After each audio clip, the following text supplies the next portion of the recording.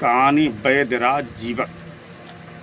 कई दिनों तक परिश्रम पूर्वक खोजने के बाद भी जीवक को ऐसी कोई वनस्पति प्राप्त नहीं हुई जिसमें औषधीय गुण न हो। वह तक्षशिला विश्वविद्यालय के विशाल परिसर के बाहर दूर दूर तक जाकर ढूंढ चुका था। अनेक अज्ञात वनस्पतियों का परीक्षण भी कर चुका था, पर उसे सफलता हाथ नहीं लगी। अंततः उसे खाली हाथ आचार्य के पास लौटना पड़ा। लौटते हुए वह विचार कर रहा था, आचार्य से अपनी असफलता बताकर क्या उत्तीर्ण हुआ जा सकता है। नहीं, उसे अभी और परिश्रम करना पड़ेगा। उसकी शिक्षा अधूरी है। उसने धरती माता के वात्सल्य का अनुभव किया था। प्राणियों के पोषण और रक्षण के लिए प्राकृतिक द्वारा दिए गए वरदानों से वह परिचित हुआ था। उसके मन में यह बात कचोट रही थी कि प्राकृतिक से इतनी अमूल्य जैव संपदा पाकर हम कृतज्ञ क्यों नहीं होते। कितने जड़मती हैं वे लोग जो इसे नष्ट करते हैं। जीवक सूर्यास्त होने के पूर्व तक्षशिला विश्वविद्यालय के सिंहद्वार पर पहुंचा। आकाश में सावन के घने काले बादलों के छा जाने से संध्या का आभास हो रहा था। बूंदाबांदी भी शुरू हो गई थी। उसने एक पल सावन के बादलों से भरे पूरे आकाश को देखा और दूसरे पल उसकी आंखें हरी भरी धरती पर आ टिकी। आचार्य के निवास तक जाने वाली पगडंडी हाथ से कट चुकी थी, पर जीवक के कदम सही दिशा में बढ़ते चले गए। जब जीवक आचार्य के कक्ष में पहुंचा, दीप घरों पर घृत के दीप जल चुके थे। आचार्य तो सामने देख जीवक ने सत्संग प्रणाम किया। आचार्य ने आशीर्वाद दिया और पूछा, पद जीवक तुम खाली हाथ आए? तो जीवक एक क्षण संकोच में पड़ा, फिर वह विनीत स्वर में बोला, हाँ आचार्यवर, मैं असफल रहा औषधीय गुणों से रहित वनस्पति खोजने में। लेकिन आचार्य ने प्रसन्न होकर कहा, वत्स, यह तुम्हारी अंतिम परीक्षा थी, तुम उत्तीर्ण हो गए। वास्तव में धरती पर ऐसी कोई वनस्पति है ही नहीं जो औषधीय गुण से रहित हो। ऋग्वेद में बताए गए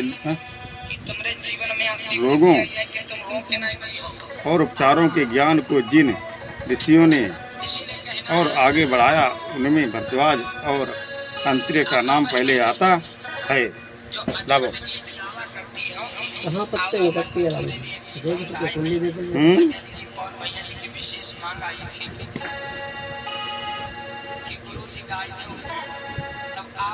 सुना दे।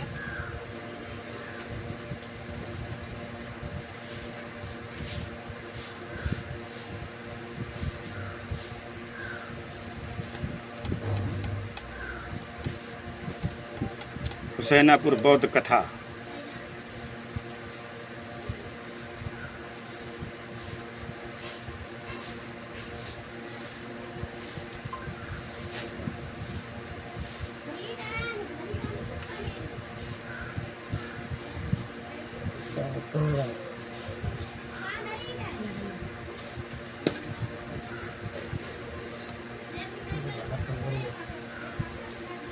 Ai, đâu có đâu.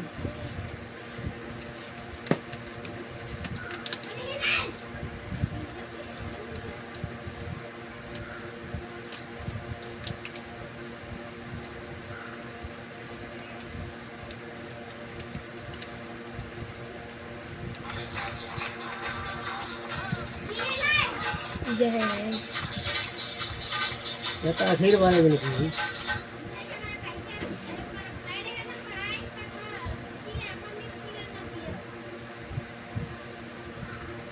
Tay ra khír भी है।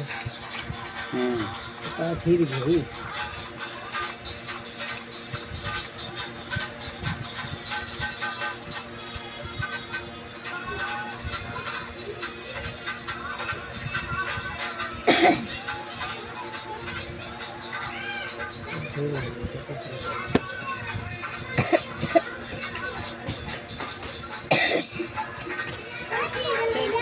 याद आएगा इंद्र को।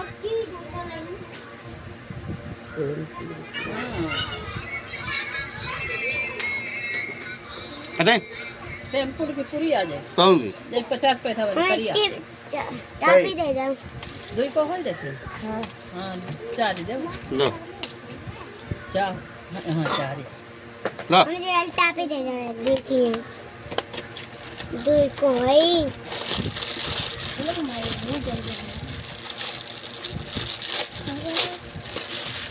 लो देखो चलो हम दो चीजें की टापी दे दो। ला तुम दे देने तेरी निकरी पर ही कब जल्दी पागल आदमी कतई जाने का तेरी को बता दे तेरी की पागल हो चले ये ले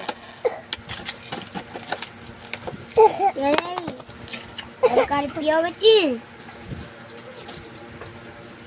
ले चले चल बता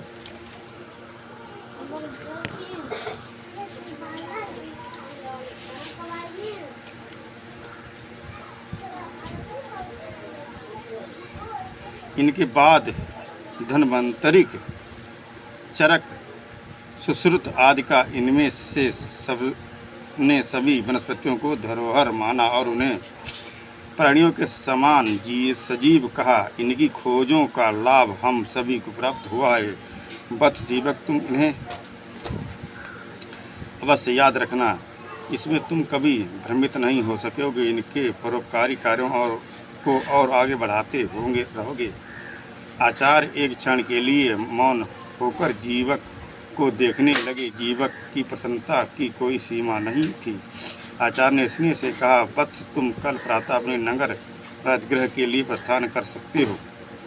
अगले दिन चलते समय जीवक को आचार्य मार्ग व्याय और पथ्य देकर विदा करने लगे। जीवक की आंखों में आंसू बह रहे थे। आचार्य बार बार डबडबाई हुई आंखें उत्तरी से पूछ रहे थे।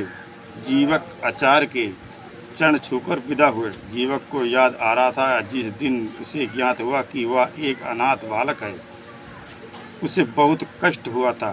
सम्राट बिंबसार के पुत्र राजकुमार अभय ने उसे नवजात अवस्था में मिट्टी के एक ढेर पर पाया था। चूँकि वह प्रतिकूल परिस्थिति में भी जीवित रहा, उसका नाम जीवक रखा गया और उसका लालन पालन राजकुमार ने करवाया था। इसलिए उसे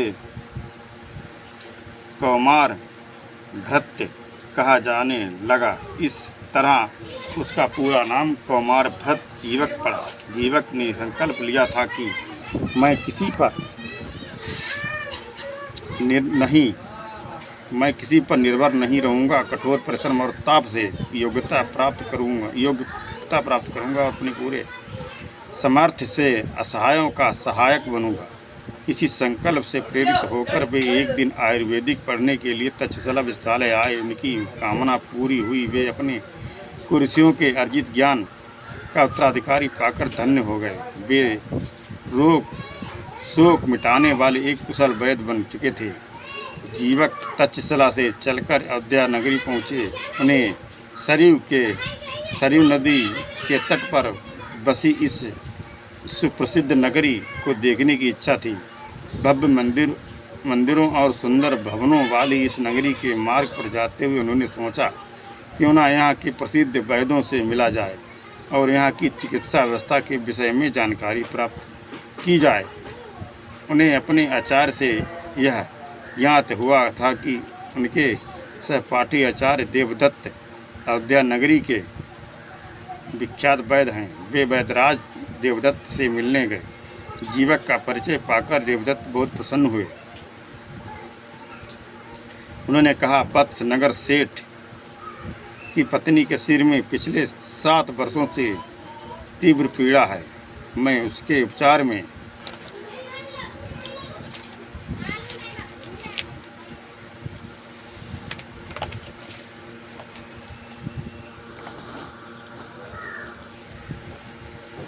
अब तक सफल नहीं हो पाया हूँ। मैं चाहता हूँ कि तुम नगर सेठ की पत्नी का उपचार करो। तुम शल्य क्रिया में भी कुशल हो, आवश्यक हो तो उससे के मस्तिष्क की शल्य क्रिया भी कर सकते हो। जीवक ने इस चुनौती को स्वीकार किया। काफ़ी समय से बीमार होने के कारण नगर सेठ की पत्नी निराश हो चुकी थी। वह सोचने लगी कि उसका रोग अब मरने के बाद ही छूटेगा। उसने जब युवा वैद्य को देखा तो बोली, वृद्ध वैद्य ही अनुभवी होते हैं बेटे, तुम क्या कर पाओगे। जीवक ने विनम्रता से उनको धीरज बनाया और गहराई से परीक्षण किया। उन्होंने शल्य क्रिया की आवश्यकता नहीं समझी। उन्होंने गाय के पुराने घी से औषधि तैयार की और नगर सेठ की पत्नी की नाक के छिद्रा से औषधि डाली। वह औषधि सेठानी के मुंह से जैसे बाहर निकलने लगी, उसका सिर दर्द कम होने लगा। अंततः वह स्वस्थ हो गई। जीवक की यह पहली सफलता थी। अयोध्या नगरी के वैद्यों ने जीवक का सम्मान किया। उन्हें नगर सेठ ने कई सशस्त्र स्वर्ण मुद्राएं पुरस्कार के रूप में दी। राजगृह पहुंचकर उन्होंने अपने प्रतिपालक राजकुमार अभय से भेंट की और सारी स्वर्ण मुद्राएं उन्हें देकर कृतज्ञता व्यक्त की। राजकुमार अभय ने अपने महल में ही उनके रहने की व्यवस्था कर दी। राजगृह पहुंचने के बाद कुछ ही दिनों के भीतर उन्होंने शल्य क्रिया से 2 असाध्य रोगियों को रोग मुक्त किया। उन्होंने एक युवक रोगी के पेट को खोलकर उसकी उलझी हुई आंतों की गांठें खोली और पुनः सिलाई कर दी। औषधि का लेप लगा उसे स्वस्थ कर दिया। दूसरी शल्य क्रिया उन्हें एक सेठ की मस्तिष्क की करनी पड़ी। सेठ को अन्य वैद्यों ने बताया था कि वह 5 दिन से अधिक जीवित नहीं रह सकता। जब वह रोगी जीवक के पास आया तो उन्होंने एक शर्त रखी। हेलो, लाइक करो, फॉलो करो। तुम्हें 21 माह तक बिस्तर पर लेटना पड़ेगा। 7 माह दाएं, 7 माह बाएं और 7 माह सीधे। मरता क्या न करता, रोगी ने शर्त मान ली। उसकी खोपड़ी खोली गई। शल्य क्रिया पूरी हुई। बिस्तर पर लेटने की बारी आई। अभी 7 दिन ही बीते थे कि वह रो पड़ा। कहने लगा, वैद्यराज, मैं मर जाना चाहता हूँ पर इस कष्ट में रहना नहीं चाहता। जीवक ने कहा, भाई, करवट से ना सही पर तुम्हें दाईं करवट से तो 7 माह लेटना ही होगा। रोगी ने स्वीकार किया, लेकिन फिर 7 दिन बाद वह चिल्ला पड़ा, वैद्यराज, मुझे कष्ट से वारी मैं मरा जा रहा हूँ। जीवक ने फिर कहा, दाईं करवट से ना सही पर तुम्हें सीधे लेटकर 7 माह तो बिताने ही होंगे। रोगी ने राहत की सांस ली और वैद्यराज का आदेश मान लिया। लेकिन 7 दिन बाद वह फिर करहा उठा, मुक्ति दीजिए वैद्यराज, मेरे प्राण निकल रहे हैं।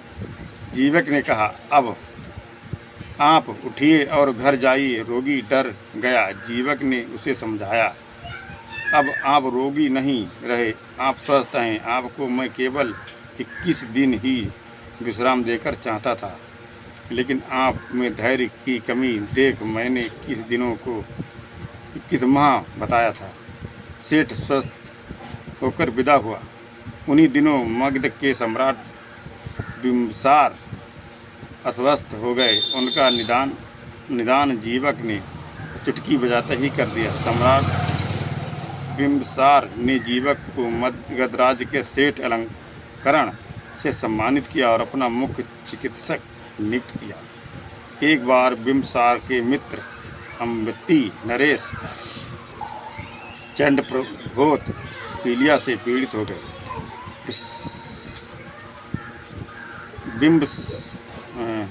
बिम्बिसार ने जीवक को अवंती भेजा। वैद्यराज जीवक के सामने एक विचित्र समस्या आ खड़ी हुई।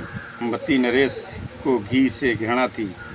उन्हें घी देखते ही उल्टी आ जाती थी और जीवक की अधिकांश प्रभावकारी औषधियों का अनुपान गाय का घी ही होता था। यदि घी के साथ औषधि ना दी जाए तो चंड प्रघोत का पीलिया न छूटे।